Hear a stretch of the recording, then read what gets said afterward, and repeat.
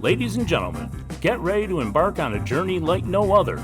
Welcome to the Glum Lot Podcast, your go-to destination for a unique blend of recovery and discovery. I'm Brett. And I'm Mark. And in this podcast, we will endeavor to create a safe and uplifting space for our guests and listeners to share their stories with sincerity and a touch of humor. Remember, we are not a Glum Lot. The Glum Lot Podcast is more than just a source of entertainment. It's a beacon of hope, proving that even in the darkest moments, recovery is possible. Every story we share carries the power to inspire positive change. So buckle up, get ready to listen, and join us in discovering the strength that lies within every individual's journey.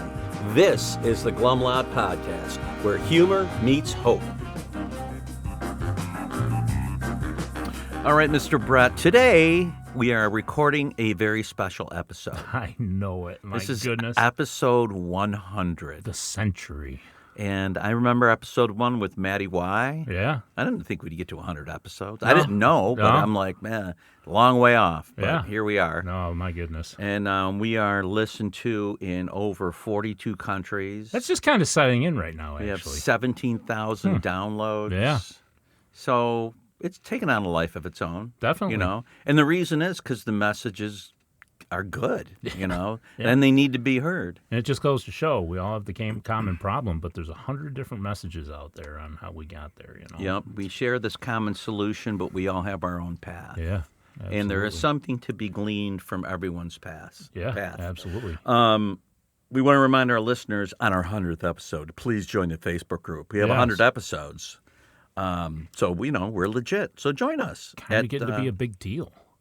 I don't know about all that, but in my mind, I'm a pretty big deal. Yes, of course. So, the Facebook group is the Glum Lot Podcast at Facebook, and we also have an email. We would love to hear from you, the Glum Lot Podcast at gmail.com. Yeah. So I was just thinking about today's episode, and it's 100th episode. And this episode is really no different, no more or less important than our first episode. Correct. And it's the same thing with sobriety. No matter how much time you have, it's is. one day at a time. One day at a time. Does it get easier? It gets easier not to drink It depends. as you go along, but then things come up in life, That's and all of a right. sudden it's harder. Then it's easier. The important thing is to consistently practice a program, consistently go to meetings, consistently keep in touch, and work on your spiritual condition. work on your spiritual condition and practice these principles in all your affairs as best you can. If you do that consistently, you're going to consistently have good days. Absolutely. You know, Or if you don't, know how to deal with those and get Yeah. through them. and how to get back in, how to get Right. back. You know, Absolutely. how to get back in the groove. You know, sobriety really is kind of a groove. Oh, it definitely You know what I is. mean? Yeah. And so you got the Yeah. groove, and you don't want to lose it. No. And people do. No, and they I've get had- away. I did. I got away from meetings. I got away from the program. I got away from the principles. My groove was ruined, and I've reverted very quickly back to the old way. Well, yeah, just even in the 2 months, this last 2 months, we haven't been on as much. There's been a lot of things going on. I had a couple things, and, even that was enough to kind of get me not in deep in the groove, that's for sure. So, And then, what's interesting, too, is if you're close to people in the program, they notice. Oh, yeah. And they'll say, hey, man, how are you doing? You'll go, good, I'm doing good. Wow. I'm You get all fine. defensive, right? I do. And they'll go, yeah, is everything cool? Everything good with you? And even if you won't admit it, at least somebody brought it up to you. So you're like, yeah, it must be showing. Yeah, Maybe I right. should do something to get back into that zone of sobriety and serenity and The groove. the spiritual, good place. Yeah, The good absolutely. place. So, anyway, we would like to welcome our guest today. He comes to us through. Somebody I met just before our local, what do we call that? The convention that we have here. Yeah. And I talked with him quickly. He was a fan of the podcast, and I met with him at the Roundup, which is that convention, and we were thinking about getting on, but then he had a baby. And so that kind of got, that keeps you busy. The baby. And so many months later, we're here to have a chat with him. And what's his name? His name is Nick. Well, let's welcome Nick. Nick. Welcome to the Glum Lot Podcast, Nick. Hey, Nick. Hey, how's it going? good. We want to start with your sobriety date. My sobriety date is October 25th, 2016. 2016. That's coming up. Okay, Yep. yeah. Oh, okay. So we're coming up 9 on 9 years. years. Yeah, 9 nice. years coming up, yep. And we like to go back to your first experience with the effects of drugs and or alcohol when you were young. I'm assuming Yeah, sure. how We people want- get started. We want all the details. Okay. Yeah, so I was introduced to alcohol kind of as a child, and it was it was a pretty normal part of the family. We would be having dinner, and I would be, offered like, hey, do you want to sip? Do you want to try it? Just as casual, Like not- wine at the table, Yeah, that kind kinda, of stuff. Yeah, just casual, It Yep. was a And you part. were about 2 years old? Yeah, it was, probably, Had it in a bottle, the baby bottle. No biggie. I was pretty young, Did probably you ever remember catching a buzz from your? not from those experiences. Okay, all right. But it normalized it to. It normalized it. Yeah. Yeah. So do you remember your first buzz? My first buzz came around in high school, and I was hanging out up on Lake Ontario, or I was hanging out up on the lake, and the older guy introduced me to beer, and how to drink beer was to chug it in like 30 seconds. How old and, were you? I was probably 14, 15, something Okay. around Okay, there. yeah. Yeah. And you caught a good buzz. And yeah. And this was an older guy? Yeah, probably like 18, 19, something Oh, like yeah. that. Yeah, so we had to, right, to fit in. Do you remember how you felt about that experience, the buzz? It was pretty exhilarating, it hit me Yeah. right away, and it definitely changed my person, my frame of mind. So it just it affected me in a way where I could tell that something had happened. Yeah. And So did you like it? It was a pretty mild situation for me. Yeah.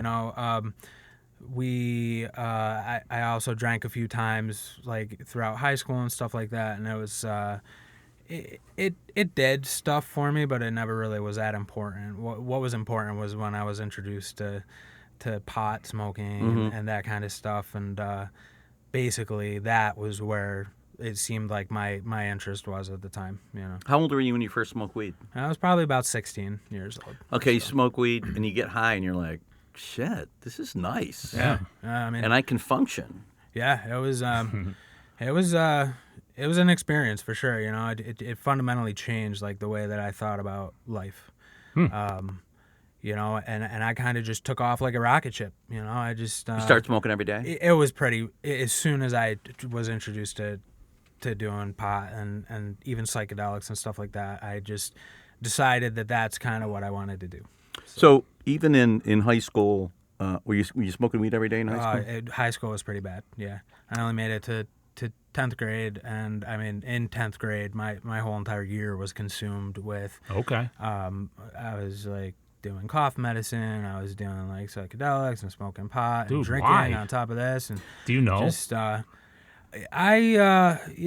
a kid, we were kind of we moved around quite a bit. I grew up and then moved away in the middle of 3rd grade, and then moved back in the middle of 6th grade, and the home life was unstable. It was raised in a single parent household. My mom was a nurse. She was gone most of the time. And plus, she kind of normalized like this kind of hippie style, kind of lifestyle. Smoking weed was okay. Yeah. She was like cool with it, Okay. So, by the time I was able to, have friends that did it, it kind of piqued my interest. Right, and you find your people. Yeah. The people who want to get high, you're like, I'm hanging out with these guys. I like the music they listen to. Yeah. I like it was kind of like a nature type thing. Did and, your academics fall off during this period? Yeah, I think I look back on that time, and I think that I didn't understand the value of certain things, So I didn't understand the value of school long before drugs came in, but once that came in, it was top priority all the time. Sure. Yeah. It was so. So what else were you doing besides you were drinking? You're doing weed, acid, Yeah, mushrooms. There was a good stretch of like a psychedelic period that I went through. I thought I was like Jim Morrison from The Doors. Yeah. Terrified of it. Had the long hair, had the Oh, no shit. hemp Oh, yeah. thing and everything like that. You were the fucking hippie. Yeah, right? Yeah, and I mean I lived I lived that. I tried to mimic that lifestyle, like I was like from the '60s or something. Looking at you now, you're like super clean cut. Did you graduate from high school? I got my GED. I was basically I was offered like, hey, you can test out of this thing, and you were be like, done I'm with it. done And for that. Sounds good. Easier, softer way, Like I was like ready to just go on about doing whatever I was doing. I was lost, Did you work during this period? Did you have a job? I did start working. Yeah, I worked in restaurants for a long time. Okay, so you were gainfully employed, living the hippie head lifestyle. Yeah, I was like 15 and years the old, restaurant lifestyle. Yeah, the restaurant lifestyle. Oh, yeah. And then that, I was introduced to like Coke at that point. Okay. And I kind of veered away from my friends from high school and drugs started to take a more important meaning in my life. At that point, I got really involved with doing cocaine, and there was someone from around the area that the guy was writing these.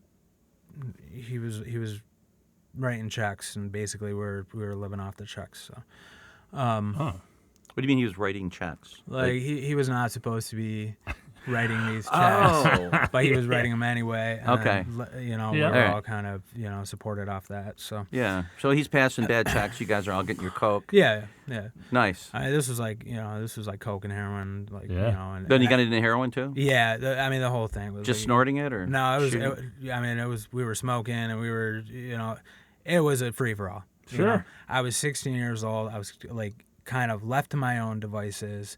I got in enough trouble at home to where I actually was kind of kicked out of the house to go live in this situation for a while. So I spent around between 16 and 17. I spent like a good part of 6 months living in a house where we were basically just that's all we were doing all day long.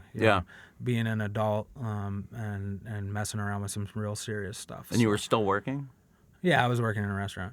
Huh, shit. So you're. I remember. Wow. It's funny how good we become at these things. Yes, of course. I'll still go to work though. Yeah. At any point during this time, did you think this is kind of fucked up? I recognize that that it was not a healthy situation for me to be in, but I didn't really know anything different because I kind of was like self-taught, like the first guy that introduced me to a beer was just like, this is the way we do things, Right. And you're 16 years old. You're basically Very in impressionable. between a man and a kid. Yeah. And so you're going to go with what you see and what Your you become environment. comfortable with it. I had all the freedom in the world to do whatever I wanted to. Okay, so how long did this period of your life last?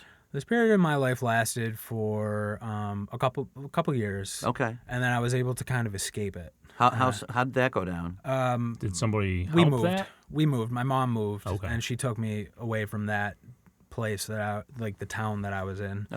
And we got out of there, and I went to an NA meeting, and How did that come about? so I just recognized that I was doing the really hard stuff, and I needed to just cool out and start just doing the mellows, just the regular So stuff. did you have trouble quitting harder drugs? At that time, no. Okay. At that time, no. So you stopped doing it, Yeah. but you're still saying to yourself, I should go talk to some people? Yeah, I was interested in into something kind of like a spiritual aspect of things, right? Like I wanted more. Like I was unhappy with my life, whether it was my fault or someone else's. I mean, So do you realize at some point, this is not my answer? During the hard drugs, this is not my answer to what I seek. Yeah, I was convinced that as long as I mellowed out and just smoked and drank, that I would be okay. I was just going to ask, is the alcohol still present? Yeah. I mean, I was like, okay, as long as I just drink alcohol, it's usually and I the just smoke constant. pot, I'll be okay. As So long as I'm not. you go to this NA meeting. Do you Yeah. raise your hand and say it's my first meeting? I do. Like, I kind of introduce myself to the program, and I'm really attracted to the God side of things. I'm like, and the inventory side of things. So, Did you have a religious upbringing? No, not at all. But you were because you were looking for that spiritual thing? I felt like I was disconnected from the time Okay. of being a child with a higher power, and through all this journey was like me trying to find that that spirit. So there's something in you Yeah. that yearns for this spiritual connection. Sure. That maybe you experienced as a child without even knowing what it was. Yeah. But you're like, Or from the acid? Yeah. No, I'm just- Who knows? That was a huge. That was the illusion, Right. Like that was my illusion that that the spiritual awakening laid in the drugs and Psychedelics. alcohol. Sure. Yeah. And it just never happened for you. Well, it started working less and less. Yeah. As is usual. I went to that meeting and I came home and I did an inventory and I'm like reading the Bible while I'm like drinking hard liquor and smoking weed and like trying to interpret this book on Right. my own and just trying to figure out some reason for life, basically. Sure. Sure. But it sounds like somewhere inside you is this deep seeking Sure. for an answer Yeah. or for Yeah, answers. I wanted something. And you want to go look for them. Yeah. You come to a point you realize, all right, I need something more than drugs and alcohol. Yeah. Maybe I can find it. Yeah. You go to the NA meeting, you hear things about spiritual Sure. experience. Here's the steps. You can get you there, and you think, okay, Yeah. I'll give this a shot too, right? Yeah, I did. So you do. You go to meetings on a regular basis? Yeah. No, it was just one and done. That's all he needed. Yep. I had a Venn diagram of a personal inventory, like me in the center, and all these things. No Like, kidding. Yeah. but you know what? Like, I had a cat run away, and it was, it was a spiritual experience for me seeking for that cat. Like, I had a lot of loss right before I started before I ever drank, before I ever did drugs. I had a period of great loss in my life. Like my grandmother died, my dad ended up leaving, a cat got hit by a car, and we moved and all this stuff happened. Yeah. And we got a new cat, and then the cat ran away, and I was like, Oh, man. I prayed to God. I said, if you bring this cat home, I will be forever faithful to you. But I was didn't still want to experience that but again. I was, it was an experience. The cat came home after 3 months. Come on. Now you're on the And, hook. yeah, and I was, and Right. I promised to God, like, I will believe in you for forever. And but the problem was, I was still doing Those things. I was still I was still under the influence of drugs and alcohol, so my mind was still like skewed, basically. So So at this time, did you think the drugs and alcohol wouldn't get in the way of your spirituality? And maybe it would even help. Yeah. help I it. felt like it would help it. I mean, Yeah. I lost my grandmother during that period of loss, and I would go up to the lake and sit on the beach with all my stuff and grieve, like. And the grieving went on. It was endless grieving, Yeah, you never and- moved past it. Yeah, and that's Probably 'cause you didn't know my, how. My answer was in the Yeah. substance. Right, you that know? was the cushion. yeah, with substance, yeah. And but it was it was destroying like everything about who I was. And how old were you at this point? I was like, I was probably 19 years old. Okay. And so you're going through this period of seeking Yeah. and still using. Oh yeah. And so do you ever feel like while you were using, you got to the point of being satisfied where you were at spiritually? No, I mean there was a thirst for it, And And it wasn't being, your thirst was not being quenched. I spent most of the time like hanging out with people that were using me for rides to go into the city, and I would wait for them for hours because they said like they have like one oxy pill or something. And I mean that's how my days were spent, Yeah. Like I was just going nowhere in a big hurry. It's kind of weird, but it's like this. There's this hole, and we're trying to fill that hole. And drugs might work for a little while, but then they don't. And then we're thinking, okay, this hole needs a spiritual experience to fill it. And we get a little taste of that. We're like, okay, but I'm still going to do the drugs and the alcohol, not realizing that that's holding us back Sure. from what we, essentially need. And so during this period of your life where you're spiritually seeking, but you're still using drugs and alcohol, how long did that period last? That period lasted for probably 4 or 5 years. Okay. Up until I was about 24 years So old. the seeking lasted all that time. You didn't get frustrated and just say, well, fuck it. It's not there. Yeah, I mean, yeah, Wow. I was very frustrated. Yeah. I was frustrated but it was something that was almost there before the drugs and alcohol came into place. Right, you it know? wasn't going anywhere. Yeah, it was like I grew up where I didn't that side of spirituality was not nurtured, you know, and I looked for it at a very young age, and I think drugs were just drugs were just kind of like the in between Fill the void thing, Yeah. you know. Yep. Yeah. So And so during this time, did your drug and alcohol, did you feel the progression? yes, absolutely. Tell us about that. Near the end, I was, it was just complete mayhem in my life. Was there law troubles or consequences that you went through? Yeah, Any good stories there? I got into some trouble, some law trouble. I had a good friend that was like inner city kind of stuff, and we were like selling drugs and doing drugs and stuff. And I got into it with some detectives, and I like resisted arrest, and I told them they couldn't put their hands on me, and I kept trying to go to court, and the paperwork was like not complete on their side, so I stopped going to court, and then I ended up, they put me away for like not meeting my court date or something like that. But I was like getting possession charges, and basically there was problems with the law, but I think just the chaos of like my life. Like I was dating a girl, and I remember like I would drive an hour away home when I was living out in the country, and I would like pretend I was staying in the city, and then I would drive back to like peek in the window and check on her to make sure she like wasn't sleeping with someone else. Like, So your thinking's all yeah. jacked I was up. paranoid. Yeah. Like, I was like Well, really you were paranoid. waiting for some loss. You were trying to yeah. avoid loss again by doing that. I remember at the end in my apartment, I had gotten rid of all the furniture in my house. There was no food in the refrigerator. Like the bed frame was missing, and like we were like sleeping on the floor because like I was like so like paranoid, and like Really? I knew a social security number, and I took someone's tax return, and I burned through that money in like a month. It was like $3,000. Like I burned through that money. We were supposed to be saving it for vacation.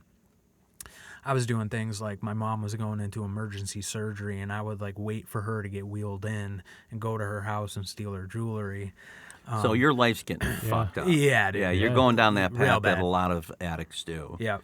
And I mean, those were the things that I did. Yeah. You know, and And this whole time, are you justifying it in your mind?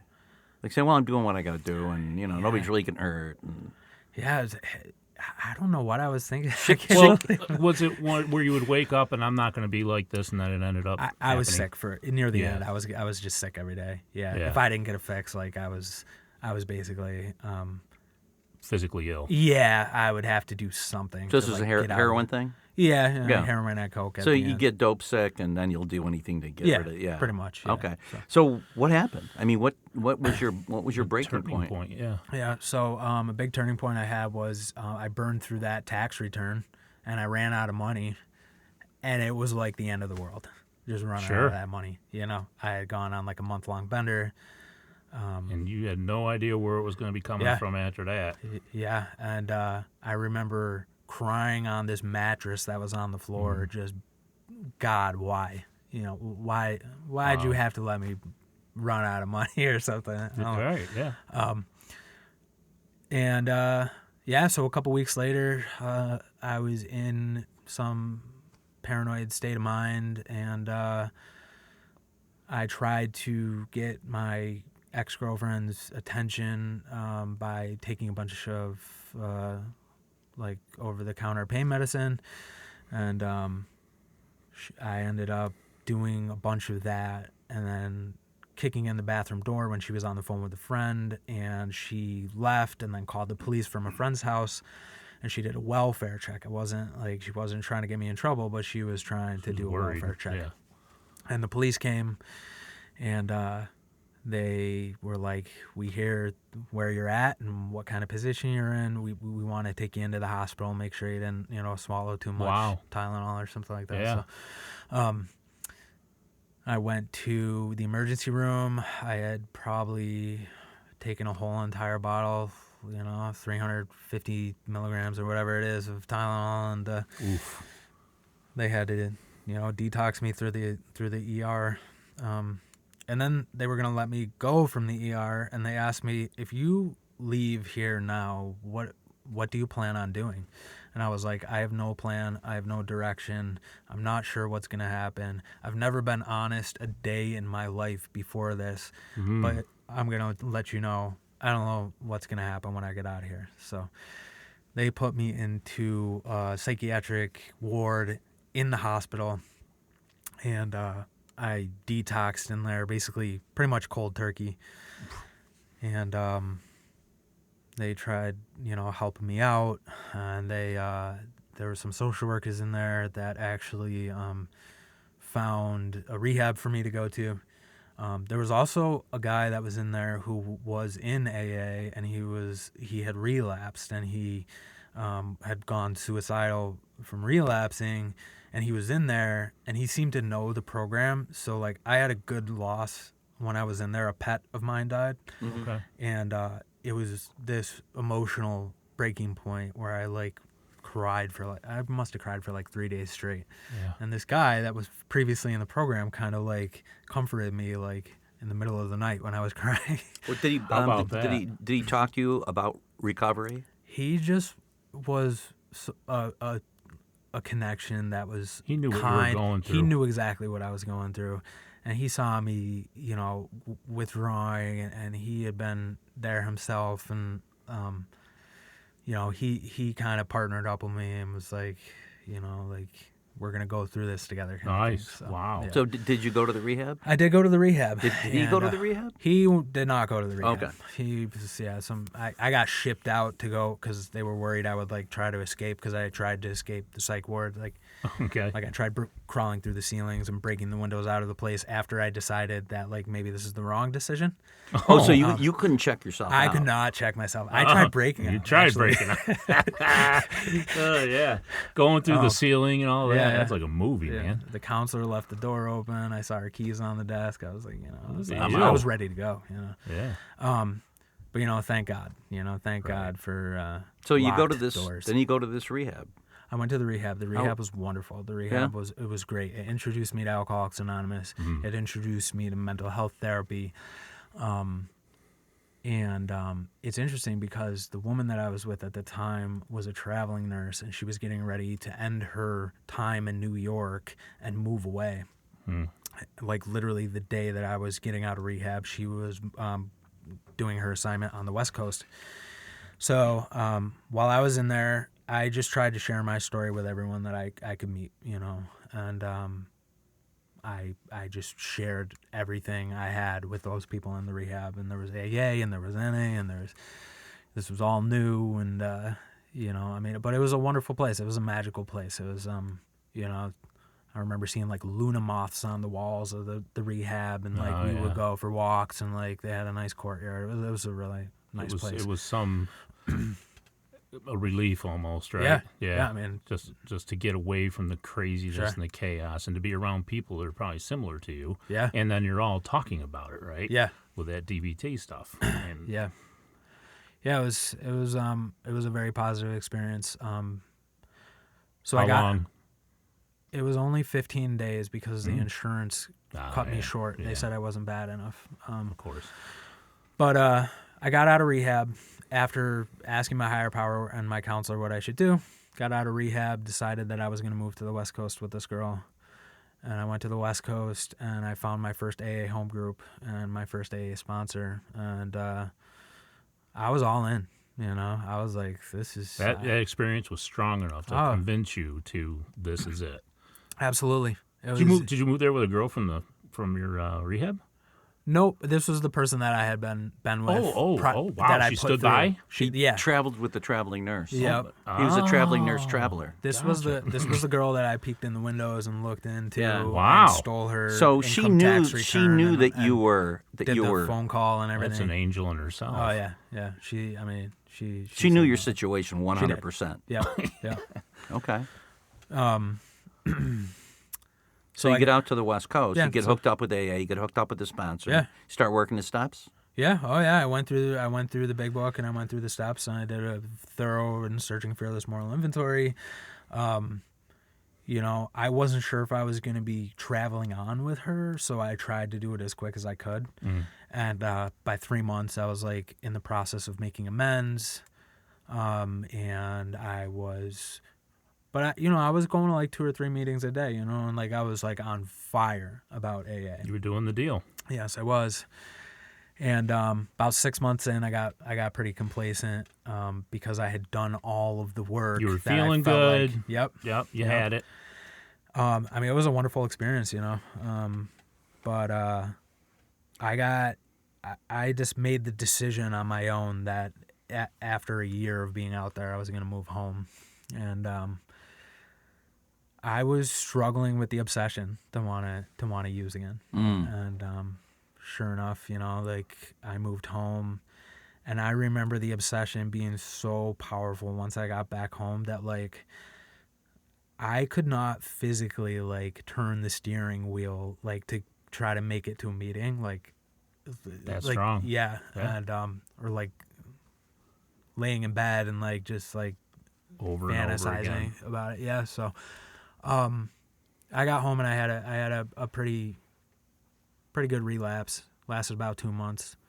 Then I got hooked back up with AA, and I got the dream job that I wanted. Got hooked back up with AA.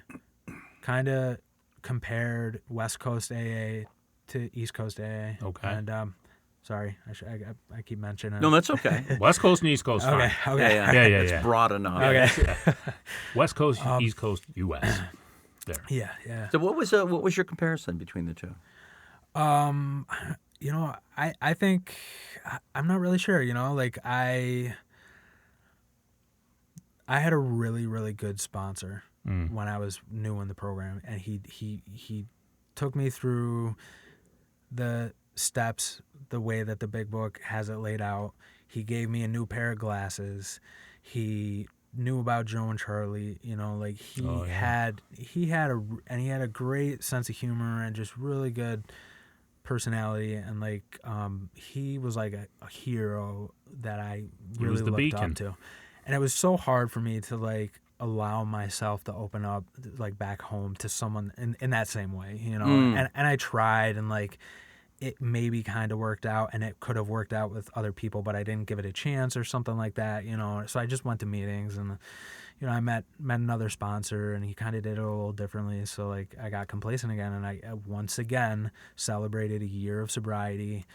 I went on Facebook, and I was like, got a year again. Here I am at a year again, and shortly after that, like. So here we are again. I was gonna ask you to go back a little bit, but now you're back to this again. Yep. What's going on in your head after that year? What's causing you to want to use again?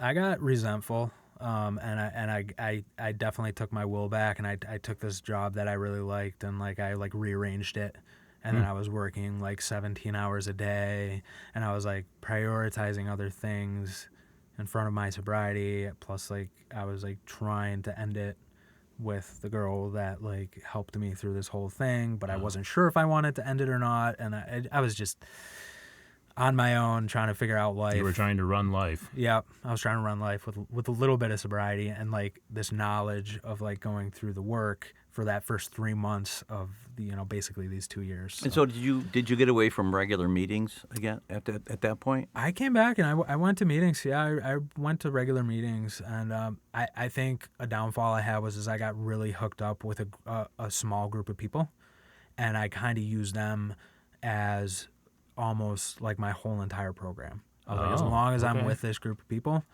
I'll be safe. And then there was a time where I really needed that group of people, or there was things that were happening that I like disapproved of, and I ended up like having that group of people become my higher power. So Okay. Basically I ended up relapsing again. That was the last time that I had a relapse, and I had to make a decision that I wanted a better life. Let me ask you a question about these relapses. I too was a relapser, but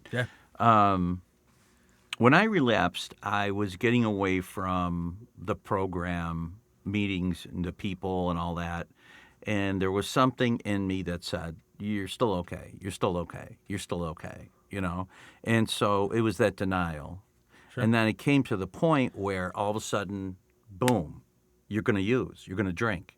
And the whole time it was there, but I was able to ignore it. What was your experience with that, the lead up to going back out? Yeah, very similar experience. Backing off from AA, putting my job in front of going to meetings, not really having good routine in my life, kind of just still being like a free agent. And, doing what you want to do, kind of doing what I picking and want to do. choosing your Picking AA. and choosing. Yeah. Exactly. Yeah. And the higher power wasn't quite there anymore? The higher power was... there was actually some higher power there. Okay. I was practicing mindfulness and stuff like that, but I think the job just got in the way of and the job, and also trying to like find a relationship was like definitely in the way of. So one thing that's amazing and great is you kept going back, right? Yeah. Was that just because you had learned something and felt that it was okay to do that? I mean, a lot of people don't come back. Why do you think you kept doing that over and over again? It was like that first experience I had, like from the guy in the hospital, to the people in the rehab that I shared my story with, to my first home group on the West Coast. Like I walked into that meeting that first night, and it was like glowing, and right. like people were just like happy, and like I'm like, it was great, Yeah. and good times. And then I had met some people here in the local area, and there was a sense of love that I was lacking in my life. And you knew it was home. And yes. Yeah. Oh yeah. I knew it was home, but I don't know. Maybe yeah, I it's wanted to that mess it's around that still. attraction. Yeah. Yeah. And they talk about attraction over promotion. That's true. We really, the promotion is something we hear and we may learn and realize, but that attraction is something in our gut. You know what I mean? We make the connection with that attraction. And with me, when I went back out, I knew what I had to do. In my gut, I knew what I had to do. Yeah. I had to come back. I had to raise my hand if I wanted to get what they had, and that was all there was to it. Thank God you had those amazing experiences. Yeah. Right. It was the people. Yeah. It was the people that that I remember the most. And sure. the experiences were Right. different. So you come back that last time. You raise your hand. I'm coming back. How long were you out? It was just a couple months. Okay. It was just dabbling, but it got really bad really quickly. And, It doesn't. Yeah. It picks right up, doesn't it? I almost had a pretty severe overdose, and it was just not working anymore, and I was just physically ill all the time. It's so weird that we get a taste of sobriety and we love it, and then we get away from it because we think we're okay, and somehow we start to believe that it's going to be different if we use this time. It's going to be okay. Now that I've been sober, now that I've got a good, I know when to back off. Yeah. I'm going to be fine. And it fucking swallows you whole. Because we want to be like a normal person. It swallows you whole, yeah. Right, you start to believe you're think you normal. Can be normal.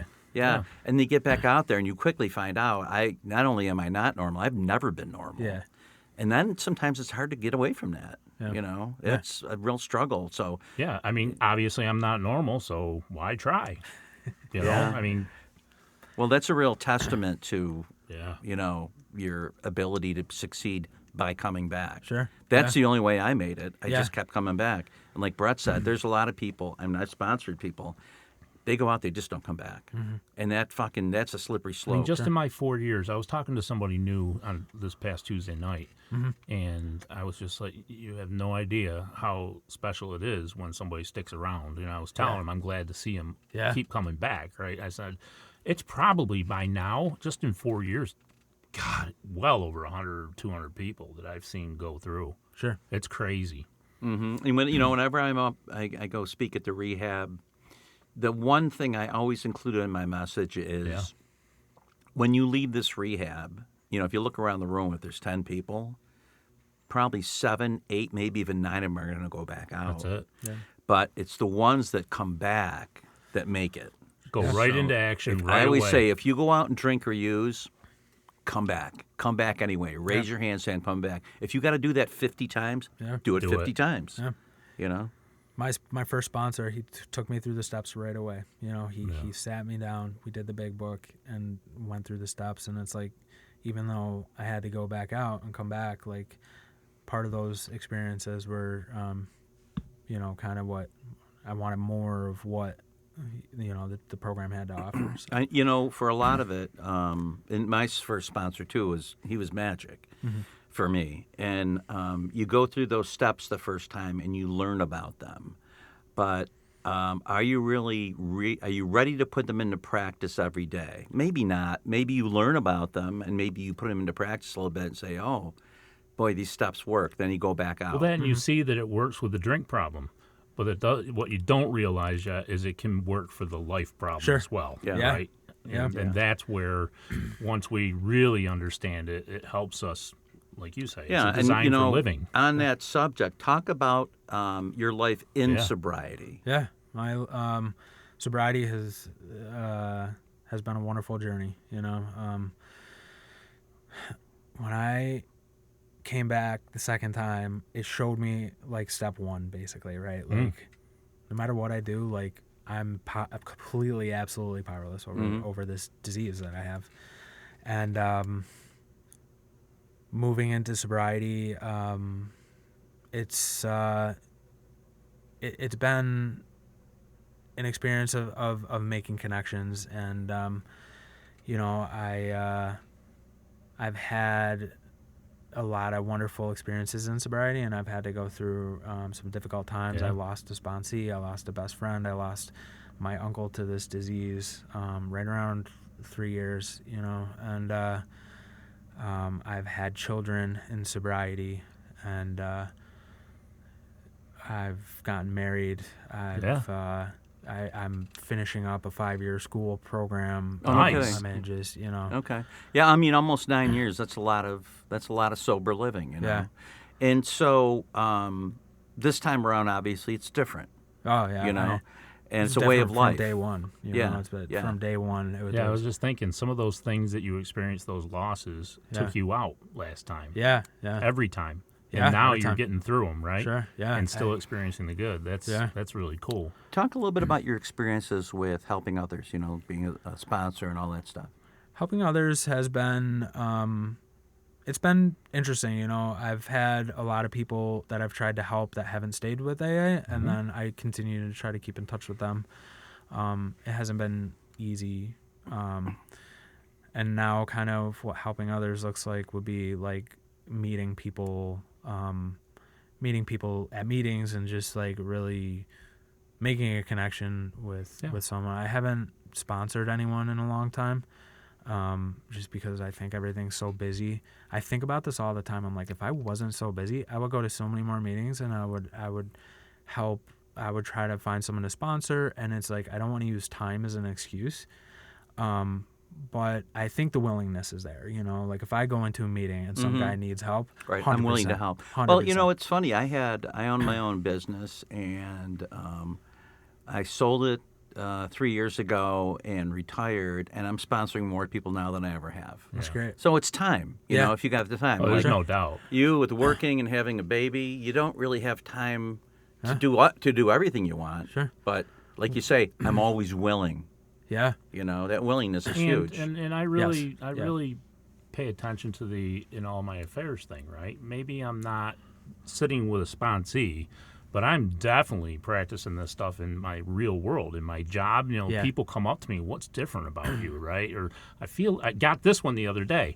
I don't know why, but I feel really comfortable talking to you. And that's just like, and then next thing you know, I'm playing counselor, but, they recognize that stuff in us now, right? Yeah. So I may not be showing doing up to work on time. That too. Yeah, those simple things. Yeah. Just hey, you showed up on time. What the hell's going on? But, there's still opportunities to do this stuff and help other people, even if it's just not into the micro side of things with AA, but I'm still doing it. I miss it. I was for quite a while, but just recently I've gotten into the trap of not being able to say no to things. Sure. Right? And so I experienced that in sobriety as well, too. Absolutely. When I had my first son, it was COVID. COVID had just started. My son was born in June of 2020. And I was the chair of the GSR workshop. Yeah. And it was hard to get people to come there on Zoom. Sure. And there was only a few of us, and I kept exerting myself to try to help like the behind the scenes stuff that happens in AA, and I was having a really difficult time with that. So, I did have to take a step back from doing that type of work too. But I still see, I still see the committees, and I see like the young people's got their thing going, and chairing. Hosting the convention down there at the So you got to talk a little bit about the other side of AA. We haven't really talked a lot about that in our 100 podcasts, but a lot of people probably are like, what the hell's a GSR, and what do you mean you behind it? Tell us a little bit about that. Sure, what does that involve?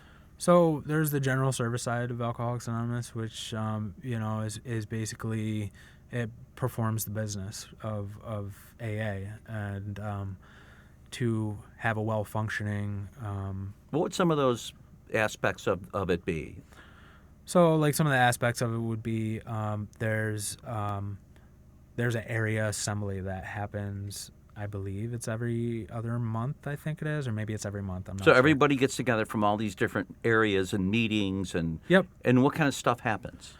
It's been quite a while since I've been to one, but they discuss what's happening with AA, like in the world today, on the business aspect of things. So, for example, if they're going to make a change to the book, or a new book is going to come out, that would be a place where you would have that kind of information, like approving literature, considering literature to approve, right down to the GSR rep that's part of that structure goes around to the groups and tries to solicit feedback on those types of things, right? So then you can bubble that up to see if that's something that the group conscious wants. My experience has been that if you have a healthy group, they have a monthly business meeting, and they have a general service representative, and then if you have enough of those healthy groups, you have a DCM who oversees and holds a meeting between all of the general service representatives of each group.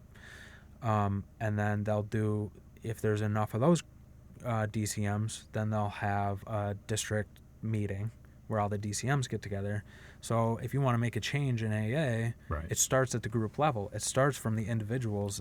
Give us an example of a change that was considered when you were there. A change that was being talked about was there's been some speculation on changing some of the language in the book.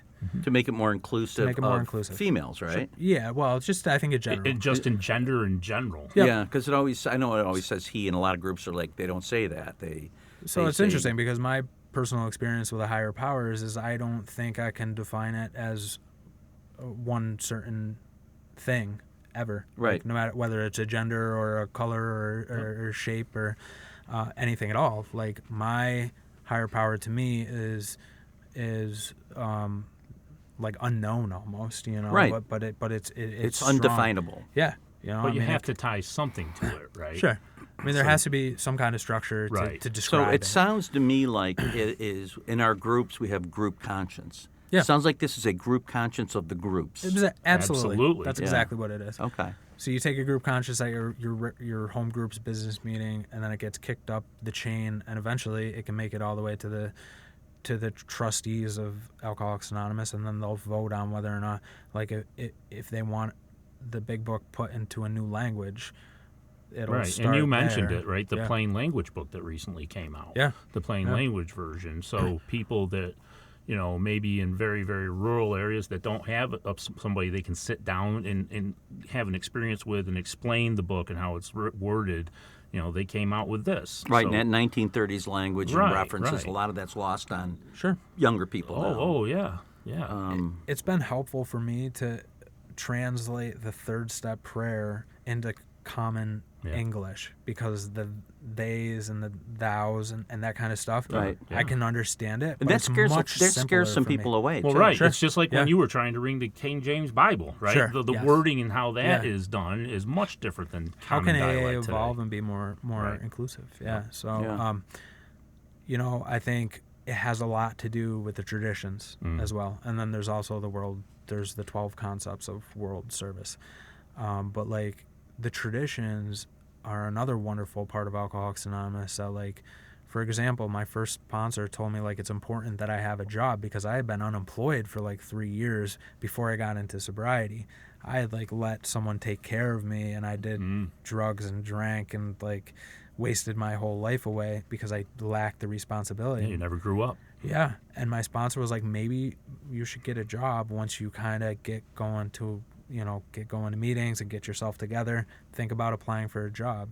So like that kind of to me relates to like the seventh tradition, where like it's important for me to be self-supporting, and take care of like at least my own affairs, and I think recovery is like, that's kind of what recovery is about, like like Absolutely. being responsible for myself and stuff like Right, that. contributing to society. Correct. Yeah. We've taken for a long time. Yeah. Yeah. Right. At least pay back what I took. Right, and then it's not even really about getting making things even.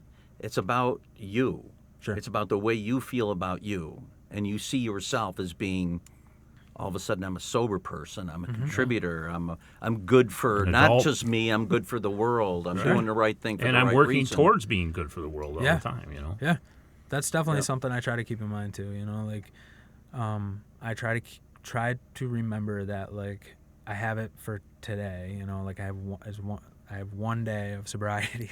Yeah, one day at a time. We just talked we about just this at talked the about start of that. the meeting. Yeah. Yeah. It we doesn't talked matter how about. many years. We were It's- talking about this is our 100th episode. Yeah. But you can have 100 days. It's still Yeah. one day at a time. You can have 10 years. It's still Yeah. one day at a time. And Yeah. and you're living that. Yeah. I have 35 years, and it's one day at a time still. And I still have days I struggle. I still have issues. It's Yeah. not, my alcoholism is not going anywhere. It's that Yeah. one day. It's that daily reprieve we talk about, based on its spiritual condition. Yeah. And so, these things are all true. We find out. Yeah. Hey, you know what? It's been great talking to you, and I really like your take on the service part of it. Yeah, that's something You're our we really first haven't guest gotten who's really into. talked about It's, that. Yeah. It's a We very appreciate rewarding. it. We usually it's get a very into- rewarding side of Yeah, right. the thing. Yeah. Well, it's one of why AA works, right? Yeah. And let's think about it. Look at the clientele we're putting together to run an organization, right? Yeah. And so we had to have those things to keep us all in line. Right. It's been said that the 12 steps are there to keep us from killing ourselves, and the 12 traditions are there to keep us from killing each other. Yeah, there you and go. it kind of works that way. It sure does. You know. No, that's really cool. So wait, thank you so much for coming Yeah. on. Yeah. And until next time on the Glum Lot Podcast, I'm Mark. I'm Brett. And I'm Nick.